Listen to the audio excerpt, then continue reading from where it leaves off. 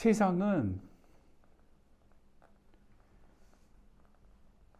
이 의로움을 따지면서 자기 경영을 추구합니다.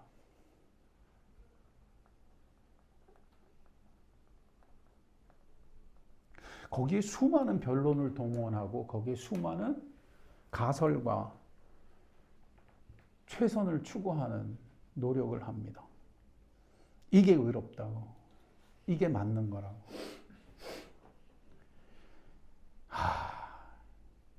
이것으로 인해 무섭게 일어나는 건 자기 경영입니다.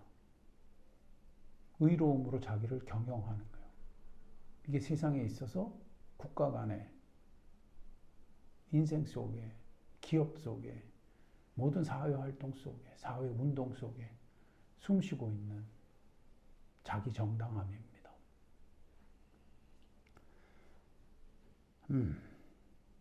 그러나 오늘 이 시편은 거기서 완전히 우리를 벗어나게 합니다. 의로움은 인간의 언어가 아닙니다. 주는 의로우시고 주의 판단은 옳으십니다. 이 구별이 우리를 살립니다. 하나님은 그리고 이 구별을 주실 때 어디에다 주시냐면 주의 판단과 주의 명령하신 증거들, 주의 말씀에 주십니다. 이거 여기 지금 판단, 말씀, 율법 이런 표현들, 법도 이런 모든 표현들이 전부 말씀의 여러 가지 언어들입니다. 말씀을 뜻하는 겁니다. 여기서 정말 기독교는 깨어나야 되고 인생이 달라져야 됩니다. 하나님의 말씀 없이 인생은 절대 의로울 수 없습니다. 의로움을 판단할 수 없습니다. 의로움을 맛보고 누릴 수도 없습니다. 그러면 우리가 의롭고 정의를 추구하는 건 뭡니까? 참 무섭게도 자기 수단화되는, 자기 경영화되는 의로움입니다.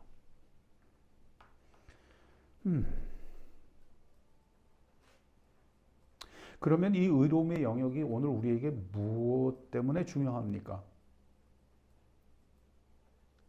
하나님은 하나님을 나타내시되 바로 이 의로움의 영역 속에서 나타내시기 때문입니다. 하나님이 하나님을 나타내시는 영역은 여러 가지가 있을 수 있어요. 하나님의 인자하심도 있을 수 있고, 그죠? 하나님의 성실하심, 또 하나님의 지극히 크심, 광대하심, 위대하심 속에서도 나타납니다.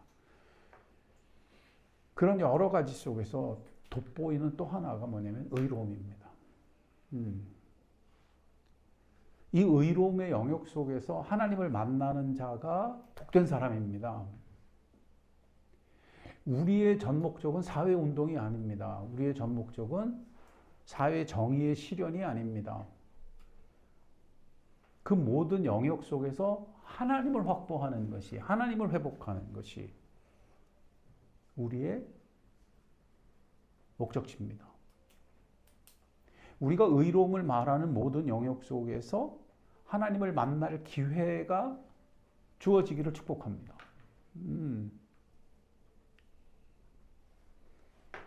나한테 오늘 의로움의 문제가 생겼어. 내가 회사 생활을 하고 내가 사회생활을 하고 이 의로움이 붙여. 내가 교회 사역을 하는데 의로움에 부딪혀. 그때 우리는 빨리 눈치채야 돼요. 의로움을 추구하는 게 아니에요. 주는 의로우시기 때문에 누구를 확보해야 돼요? 주님을.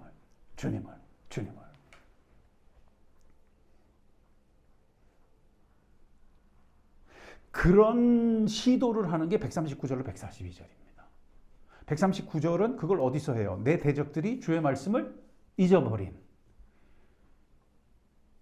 이건 뭐예요? 바깥 껍질이에요. 자기 바깥 껍질의 영역 속에서 하나님의 말씀이 전혀 상관없어. 전부 인문학이야. 전부 자연과학이야. 전부 그들이 사용하는 자기 저울이야. 그 한가운데서 이 사람은 뭘 움직여? 하나님의 말씀을 향한, 하나님을 향한 열정을 움직입니다. 내 열정이 나를 삼켰나이다. 이게 누구의 길이에요? 예수님의 길이에요. 예수님이 이 땅에 오셔서 바리새인의 세상, 그죠? 하나님과 상관없이 되어버린 시대 속에서 이 열정에 휩싸이시죠.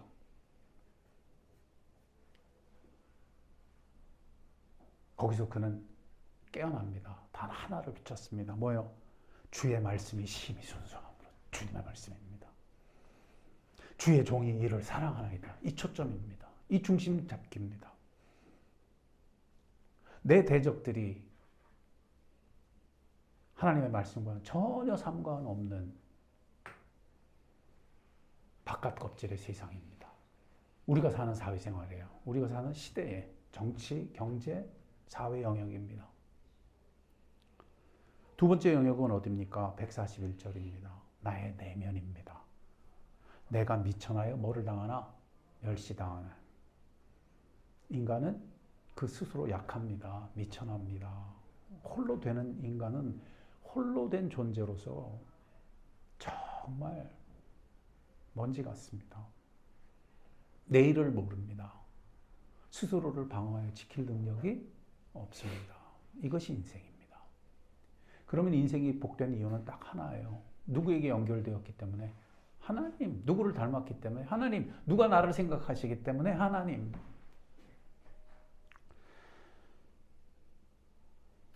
그 복됨을 그는 어디서 삽니까? 주의 법도를 잊지 않는 것으로 삽니다. 그의 전 중심은 어디에 휩싸입니까? 주의 의로우심에 휩싸입니다.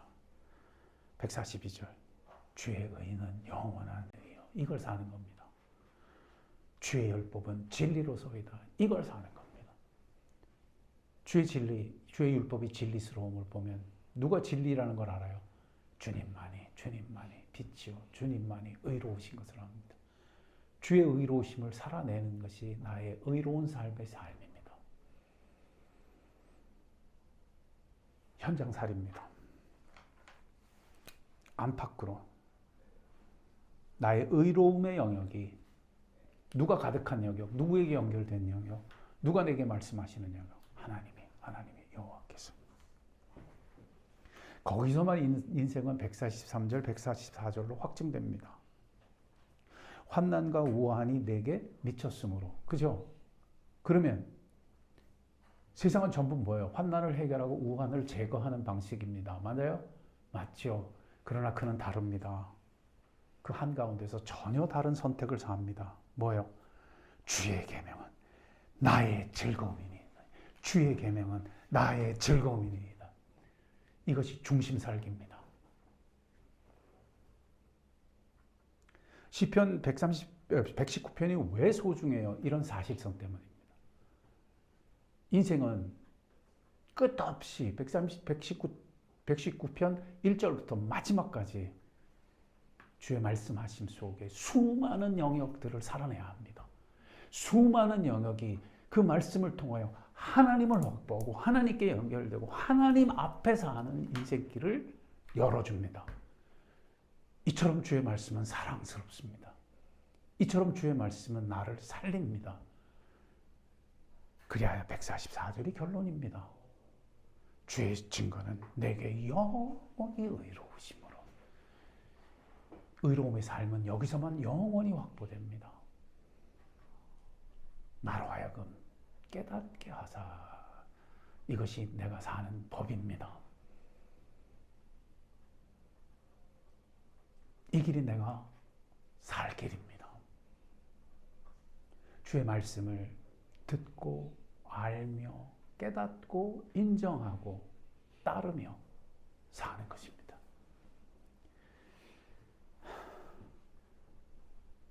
기억하세요. 여러분의 삶이 혹 불의한 곳에 있습니까? 여러분의 삶이 불의한 현장 속에서 괴롭습니까?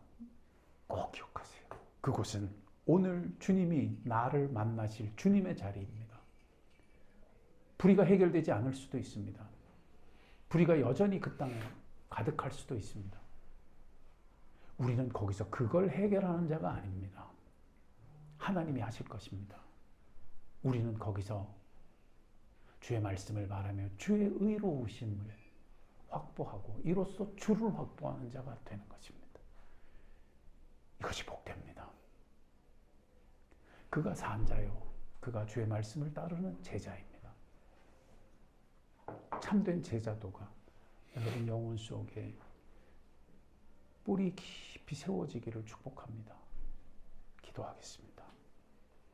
아버지 하나님, 우리는 의로움의 문제가 부딪힐 때마다 두렵고 슬프고 낙심되며 심지어 자신이 무너지기까지 합니다. 그러나 하나님, 오늘 말씀 속에